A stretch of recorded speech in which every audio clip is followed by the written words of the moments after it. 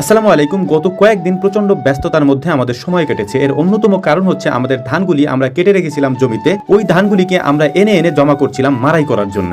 এবছর এই সিজনে আমরা প্রায় 5 বিঘা জমিতে ধান লাগিয়েছিলাম, যদিও এই ধান আমরা দুইবারে লাগিয়েছি, অর্থাৎ আগে আমরা কিছু ধান লাগিয়েছি, তারপর বাকি জমিতে আমরা অন্য ধান লাগিয়েছিলাম। এর ফলে সব ধানগুলি একসাথে পাকেনি। যে ধানগুলি পেকেছিল ওই ধান আমরা কেটে ফেলেছি, কেটে রোদ্রে শুকানোর জন্য আমরা জমিতে রেখে দিয়েছিলাম। এখন আলহামদুলিল্লাহ ধানগুলি বেশ ভালোভাবেই শুকিয়ে গিয়েছে, তাই এই ধানগুলিকে আমরা নিয়ে যাচ্ছিলাম আমরা যেখানে মারাই করব সেই জায়গাতে। বেলা বাড়ার সাথে সাথে এই কাজের ব্যস্ততা আমাদের বেড়ে যায়, কারণ একেবারে ভোরে আমরা আসতে পারি না, তখন শিশির থাকে, শিশিরে ধানগুলি ভেজা থাকে, তখন নেওয়া যায় না। যখন বেলা একটু বেড়ে যায় তখন ধানগুলি শুকানো শুরু করে, তখনই আমরা এসে এই ধানগুলি নেওয়া শুরু করি। অনেক ভাইরা আমাদের কাছে চালের গুঁড়ি চেয়েছিলেন। এই চালের গুঁড়ি আসলে আমাদের তৈরি করতে একটু দেরি হচ্ছে, এই কারণে ধানগুলি এখনো পর্যন্ত মারাই করা হয়নি। ধান মারাই করা হলে এগুলি শুকিয়ে ইনশাআল্লাহ আমরা চালের গুঁড়ি তৈরি করে ফেলবো, তখন আমরা আপনাদেরকে পাঠিয়ে দিতে পারবো ইনশাআল্লাহ খুব সুন্দরভাবে। অনেকে বলতে পারেন যে ধান এভাবে শুকিয়ে আনার কারণ কি, অর্থাৎ জমিতে এরকম 8-10 দিন পর্যন্ত রেখে দেওয়ার কারণ কি? এটার অন্যতম একটা কারণ হচ্ছে আমরা পরবর্তীতে যখন খড়গুলি মারাই করা হয়ে যায়, মারাই করা খড়গুলি আমরা আর পুনরায় রোদ্রে দেই না। ওই খড়গুলিকে আমরা পালার উপরে দিয়ে দেই বা এক জায়গায় মজুত করে রাখি। কাঁচা খড়গুলিকে পুনরায় রোদ্রে শুকানোর আমাদের আর তেমন কোনো প্রয়োজন হয় না, আমরা ওটাকে ওভাবেই সংরক্ষণ করে দীর্ঘদিন পর্যন্ত রেখে দিতে পারি।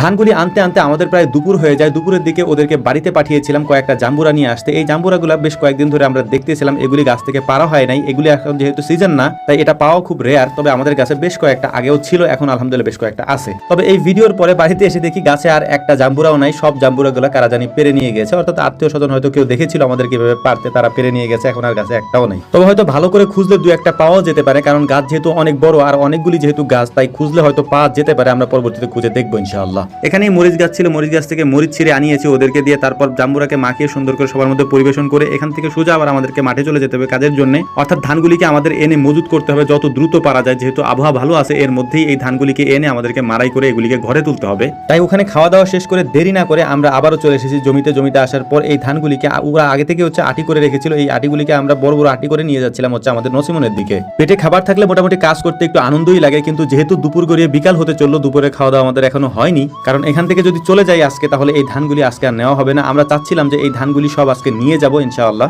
যাই হোক, একটা বিষয় আপনাদেরকে বলে দিই, সেটা হচ্ছে অনেকেই আমাদের কাছে প্রশ্ন করছেন বা জানতে চেয়েছেন বা আমাদেরকে কল দিয়েও এগুলো জানতে চান। তাদের উদ্দেশ্যে আমি আজকে স্পষ্ট করে বলে দিই, চালের গুঁড়া বিশেষ করে যারা আমাদের থেকে অর্ডার করেন তারা জানতে চান চালের গুঁড়াটা আসলে মূলত আমরা কিভাবে তৈরি করি। এই যে ধানগুলি আমরা কেটে নিয়ে যাচ্ছি, এই ধানগুলিকে সুন্দর করে আমরা মারাই করব। মারাই করে এই ধানগুলিকে রোদ্রে শুকিয়ে তারপর ওই পরিপূর্ণ শুকনো ধানগুলিকে আমরা ধান ভাঙানো মেশিনে চাল বানিয়ে নিয়ে আসবো। ওই চালটাকে কিছুক্ষণ পর্যন্ত পানিতে ভিজিয়ে রাখা হয়। এখানে আপনাদের জ্ঞাতার্থে আরো একটা বিষয় বলে রাখি, সেটা হচ্ছে আমরা অটো রাইস মিলে এই চালগুলিকে ভাঙাই না। দেশীয় যে মেশিনগুলি রয়েছে আদিম যুগ থেকে, সেগুলিতেই মূলত এগুলি ভাঙানো হয়। এরপর বাড়িতে এনে ওই চালটাকে ঝাড়তে হয়। ঝাড়ার পরে ওইটাকে সুন্দর করে পানিতে কিছুক্ষণ ভিজিয়ে রাখা হয়। ভিজিয়ে রাখার পরে মূলত এটাকে ভাঙিয়ে একেবারে মিহি গুঁড়ো করে তারপরে আমরা নিয়ে আসি। নিয়ে